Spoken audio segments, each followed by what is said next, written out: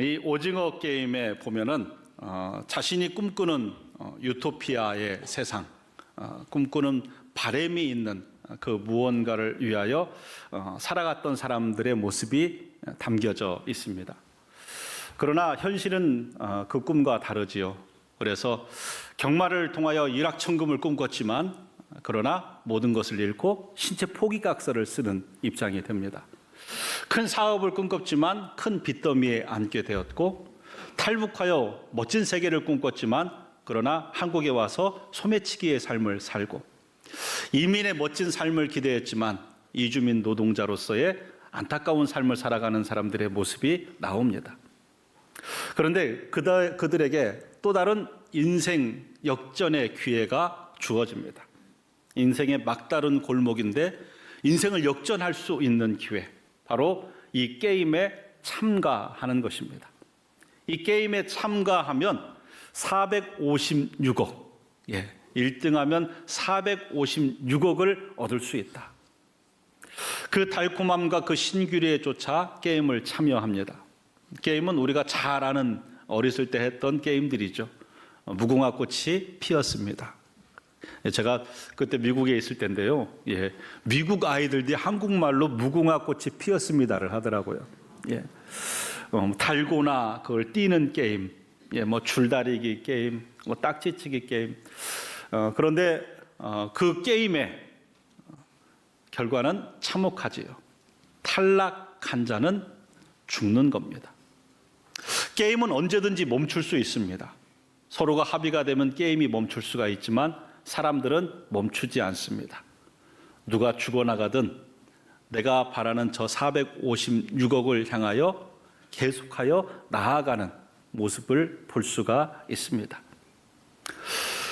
자신이 꿈꾸는 자신만의 유토피아를 위하여 주변 사람들을 통제와 억압, 죽음이 잔혹한 디스토피아 세상으로 만들어가는 모습, 이것이 바로 오늘 현대인의 모습이 아니냐라고 이 세상의 모습을 고발하는 내용입니다. 오늘 본문의 이 베데스다라는 것도 그와 같은 장소입니다. 자신의 꿈꾸는 자신만의 유토피아를 위하여 내 주변을 디스토피아로 만드는 모습. 말씀해 보면 예수님께서 예루살렘으로 올라오셨습니다. 그리고 양문 곁 베데스다에 가십니다. 이 예루살렘엔 여러 가지 문이 있는데요. 이 문 중에 양문, 양들이 들어가는 문이라는 거예요. 그러니까 제사와 관련된 문이고요. 그 문 가장 인근에 제사장들이 거주하였습니다. 그러니까 제사적인 목적, 색깔이 가장 강합니다. 여러분들이 성경을 좀 읽으면 느헤미야 시대에 가장 먼저 성벽을 수축하면서 이 양문을 회복시키는 것을 또 볼 수가 있는데요. 하나님의 어린 양 되신 예수 그리스도께서 이 양문을 통하여 들어오셔서 베데스다라는 곳으로 가십니다. 베스라는 단어는 집이라는 단어예요. 그래서 베델 하면 엘이라는 것은 하나님이고요. 그래서 베델은 하나님의 집, 베스는 집이죠. 여러분, 레헴이라는 것은 양식, 떡을 의미합니다. 그래서 베들레헴 하면 떡집이에요. 베스는 집이지요. 오늘 에스다라고 되어 있는데 이게 원래 헤세드라는 단어에서 나옵니다. 그것은 자비라는 단어입니다. 그래서 베데스다라는 곳은 자비의 집이라는 이름입니다. 자비의 집이지만 역설적이게도 자비가 없는 곳이 바로 이 베데스다였습니다. 이 연못에는 특별한 전설이 있습니다. 성경을 읽으면 가로로 쳐 있는데 이것이 실제가 아니라 그러한 전설이다라는 의미입니다. 이 베데스다 연못에 물이 동할 때가 있는데 그 물이 동할 때 가장 먼저 이 연못에 들어가는 사람의 질병이 낫는다라는 전설을 갖고 있습니다. 하나님의 어린 양 되신 예수 그리스도께서 양문을 통하여 베데스다에 오셨습니다. 많은 사람들이 누워 있는데 그 중에 38년 된 병자를 보셨습니다. 그가 오랫동안 이 병 가운데 있는 것을 주님이 아시고 그리고 그에게 물으십니다. 내가 낫고자 하느냐? 사실 답은 간단합니다. 예, 저 낫기 원합니다 하면 되는데 이 환자는 이렇게 얘기합니다. 주여, 물이 움직일 때 나를 못에 넣어줄 사람이 없습니다. 내가 가기 전에 사람들이 먼저 들어갑니다. 시스템에 문제가 있습니다. 이 구조적으로 좀 문제가 되지 않습니까? 라는 그러한 이야기를 합니다. 그때 주님께서 그에게 얘기하십니다. 일어나 내 자리를 들고 걸어가라. 주님의 말씀에 그가 치유함을 느끼고 일어나서 성전 안으로 들어가고, 그리고 성전 안에서 결국 예수 그리스도를 만나서 자기를 치유하신 분이 누군가를 깨닫게 됩니다. 예수님께서는 그에게 다시는 죄를 범하지 말라라고 말씀하십니다. 여러분, 오징어 게임과 이 베데스다는 우리가 살아가는 세상의 모습을 적나라하게 보여주고 있습니다.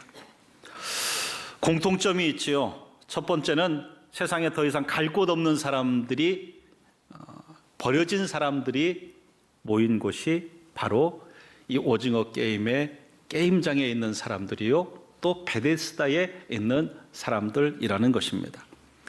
오징어 게임의 참가자들도 사채 빚에 신체 포기각서를 쓴 사람, 사업의 빚으로 더 이상 갈 곳을 잃은 사람, 막다른 곳에 이르는 사람, 탈북자로서 소매치기 하며 살아가는 사람, 이주민 노동자로 핍박 가운데 살아가는 사람, 인생의 막다른 곳에 있는 사람들입니다.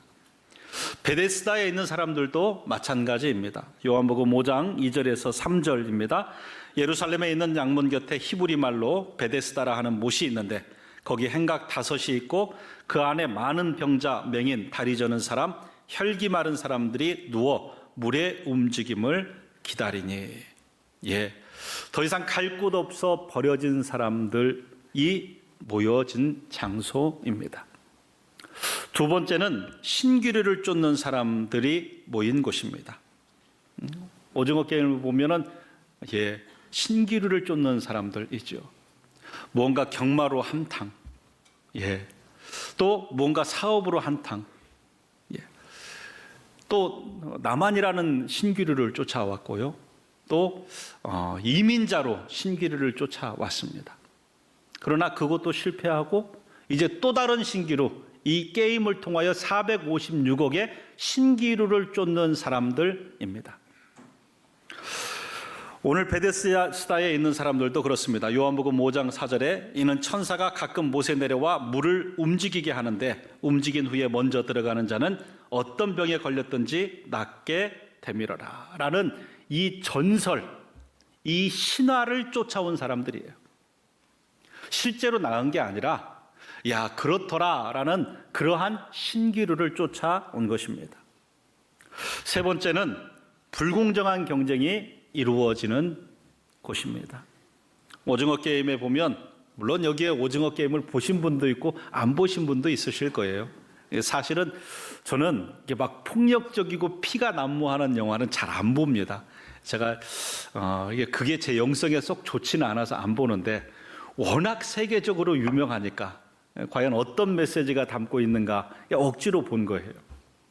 근데 이 영화에 보면은 게임하면서 계속 하는 말이 있습니다. 게임은 공정하고 평등하게 진행됩니다. 그런데 실제 공정하고 평등하지가 않습니다. 속임수가 난무합니다.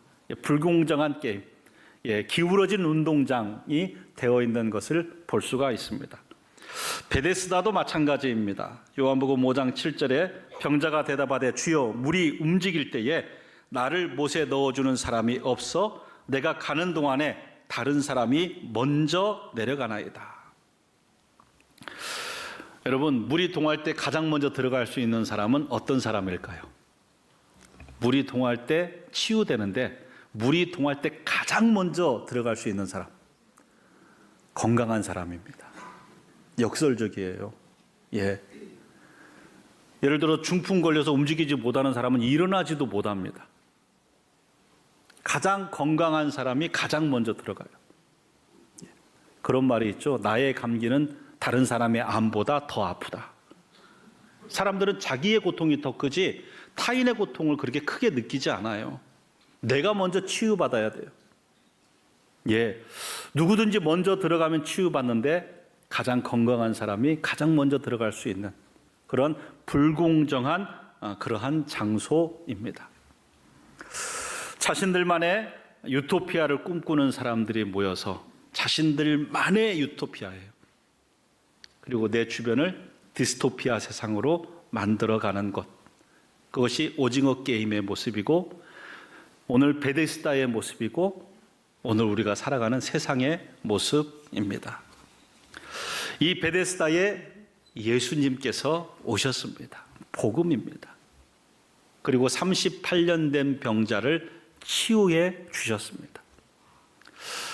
이 사건은 표적이에요. 아주 중요한 메시지가 담겨져 있습니다. 그것은 뭐냐면 베데스다는 예수 그리스도다라는 거예요. 베데스다는 너희가 꿈꾸는 신화와 세상이 아니라 정말 우리의 모든 인생의 베데스다는 자비의 집이 되는 것은, 하나님의 긍휼의 통로가 되는 것은 예수 그리스도시다라는 것을 보여주는 것입니다. 여러분, 우리 예수 믿는 사람들은요, 유토피아를 꿈꾸는 사람들이 아닙니다. 우리 예수 믿는 사람들은 하나님 나라를 꿈꾸는 사람이 되어야 될 줄 믿습니다. 예, 나만의 유토피아를 위하여 내 주변 사람들을 다 희생하는 그러한 모습이 오늘날의 세상입니다. 내가 밟아야 올라갈 수 있는 것, 누군가 희생돼야만 내가 원하는 것을 누릴 수 있는 것, 그렇게 나만의 유토피아를 위하여 세상을 디스토피아로 만드는 것이 세상입니다. 그런데 예수님께서 사실은 우리가 꿈꾸는 유토피아를 우리가 만들 수 있다고 생각하는 것도 착각이지요. 나만이 아니라 모든 인간이 유토피아를 꿈꾸면서 노력해 왔지만 우리는 유토피아적인 세상을 만들 수 없습니다. 우리 힘으로 그런 유토피아를 이룰 수가 없어요. 법을 잘 정비하면 더 나은 세상이 될까요?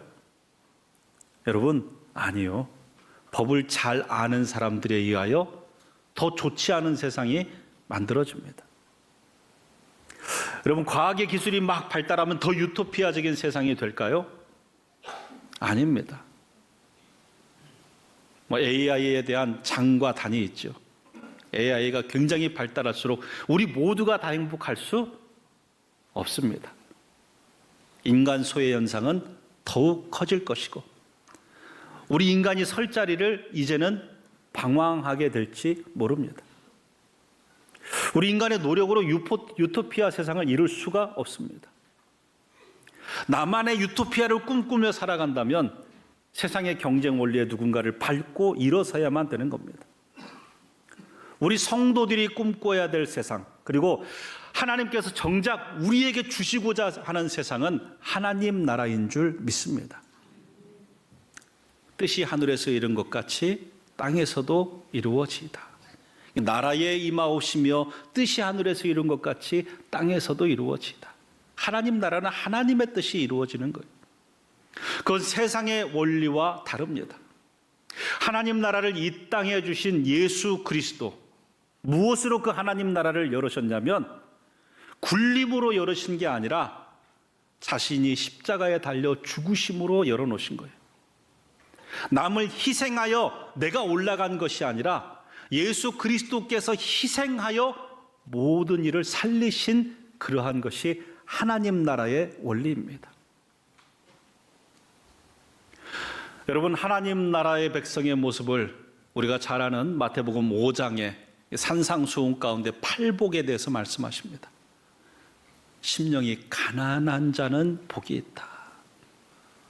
예, 영적으로 자기 연약함을 알고 하나님 앞에 영적인 것을 구하며 사는 자는 복이 있다. 온유한 자는 땅을 기업으로 얻는다. 하나님 나라 땅을 얻는 자는요, 온유한 자예요. 강제하고 강압한 자가 아니라 온유한 자예요. 긍휼히 여기는 자예요. 의를 위하여 핍박을 받는 자예요. 세상의 원리와 전혀 다른 원리 속에서 하나님 나라를 만들어 가는 것입니다.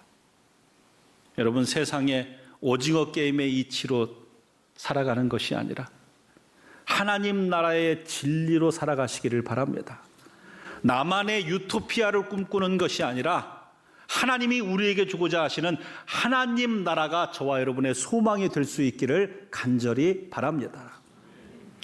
두 번째로, 여러분, 우리는 신기루가 아닌 예수를 쫓아야 됩니다. 사막을 연구하는 사람들의 말에 의하면요, 사막을 가다 보면 신기루가 보인대요. 저기에 물이 있을 것 같아요. 그런데 가면 물이 없어요. 근데 신기루라는 것이 묘한 게 뭐냐면 한 번 보면 계속 보여진답니다. 저기인 것 같아요. 조금만 더 가면 될 것 같아요. 그렇게 갑니다. 그러다가 결국 길을 잃고 사막에서 죽게 된다는 것입니다. 세상은 신기루를 쫓아갑니다. 신화를 쫓아갑니다. 전설을 쫓아갑니다. 신기루를 쫓아갑니다. 그리고 그 신기루가 전부인 것처럼 이야기합니다. 1등의 신기루를 쫓아갑니다. 1등만 하면 네 세상은 완벽할 거야. 부모들이 자녀들에게 얘기합니다. 1등만 하면 네 세상은 완벽할 거야. 1등의 신기루죠. 여러분, 1등 했다고 다 살아보셔서 알지만 세상이 완벽합니까? 명문대의 신기루를 쫓습니다. 명문대학교만 들어가면 네 인생은 완벽할 거야. 어디 그렇습니까? 대기업의 신기루를 쫓습니다. 이 대기업에만 들어가면 네 인생은 완벽할 거야. 여러분, 그렇지 않습니다. 하나님 외에 다른 것으로 우리가 채워질 수 없습니다. 하나님으로 채워질 수 있는 것입니다. 그 하나님 나라를 위하여 신기루를 쫓는 인생이 아니라 예수를 쫓는 인생 되기를 축복합니다. 마지막으로 오늘 본문에 나와 있는 38년 된 병자를 통하여 주는 그러한 영적 교훈이 있습니다. 그것은 그가 포기하지 않았다라는 것입니다. 요한복음 5장 6절에 예수께서 그 누운 것을 보시고 병이 벌써 오래된 줄 아시고 이르시되 내가 낫고자 하느냐, 아직 나을 마음 있냐? 라고 물어보시는 거예요. 네 마음에 아직 그 소망이 있냐? 라고 물어보십니다. 사실 너무 오래 있어서 이 구조적인 불만으로 제가 가기 전에 누군가 먼저 들어가고 나를 물에 넣어줄 사람이 없습니다 라고 얘기하지만 그의 마음 가운데는 낫고 싶다, 이 소망을 놓지 않았다는 거예요. 그 소망을 무려 얼마를 품고 있었다고요? 38년입니다. 38년. 여러분, 38년 전에 뭐 하셨습니까? 제가 38년 전에 중학교 다녔던 거예요. 뭐 그랬던 것 같아요. 38년간 아프다. 김병에 장사 없고 김병에 효자 없다고 하잖아요. 38년. 혈류증 앓았던 여인 12년 만에 가산 다 탕진했습니다. 소망이 없는 상황이 되었어요. 38년입니다. 이 베데스다, 이 장소의 모습이 어땠을까요? 아마 냄새도 진동했을 거예요. 엊그저께 저기 김씨 20년 동안 여기 있던 김씨 갔대. 저 박씨도 갔대. 아마 소망의 이야기보다 죽음의 이야기, 절망의 이야기가 컸던 거예요. 근데 주님께서 38년 된 병자에게 물으세요. 너 아직 소망이 있냐? 아직 포기하지 않았냐? 라고 물으시는 거예요. 포기하지 않는 자에게 하나님의 은혜가 임할 줄 믿으시기 바랍니다. 야복강에서 야곱은요, 환도뼈가 부러져도 포기하지 않고 붙듭니다. 이스라엘의 복을 받아요. 수로보니게 여인은요, 자기 딸의 질병을 위하여 예수님께 고쳐달라고 합니다. 나 이스라엘의 잃어버린 양 외에는 보내심을 받지 않았다.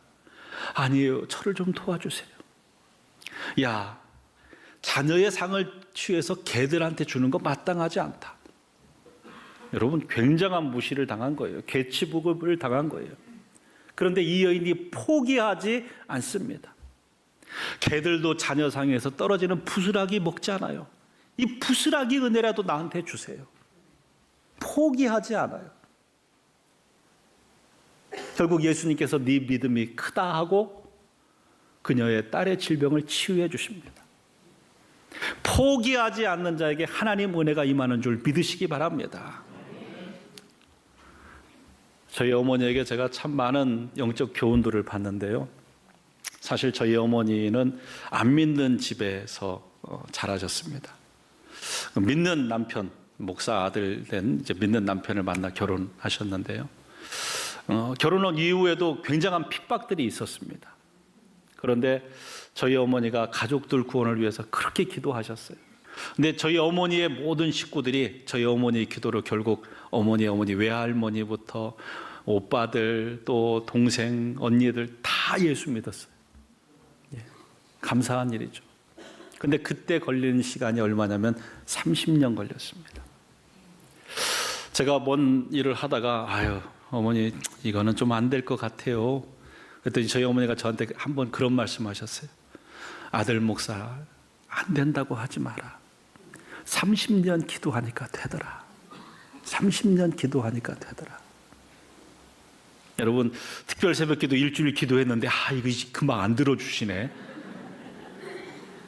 우리 남편 안 돼. 우리 애들 안 돼. 아니요. 30년 기도하면 됩니다. 38년 소망 갖고 있으면 됩니다. 포기하지 않고 구하고 찾고 두드리는 이에게 하나님 은혜 주실 줄 믿으시기 바랍니다. 포기하고 내려놓았던 기도 다시 붙드십시오. 하나님 나 포기하지 않습니다. 하나님이 나를 포기하지 않고 예수 십자가의 은혜로 구원하셨듯이 하나님 나도 포기하지 않습니다. 그렇게 기도하고 구할 때 하나님께서 역사해 주실 줄 믿습니다. 말씀을 정리합니다. 자기만의 유토피아를 꿈꾸는 사람 되어서는 안 됩니다. 내 주변을 디스토피아로 만드는 거예요. 하나님 나라를 꿈꾸는 사람 되시기를 축복합니다. 신기루를 쫓아가는 인생이 돼서는 안 됩니다. 실제이신 예수 그리스도를 쫓아가는 인생 되시기 바랍니다. 마지막으로 끝까지 포기하지 않는 자에게 하나님께서 은혜 주실 줄 믿고 예수 십자가 붙들고 구하고 찾고 두드려 응답받는 주의 종들 되시기를 예수님의 이름으로 축복합니다.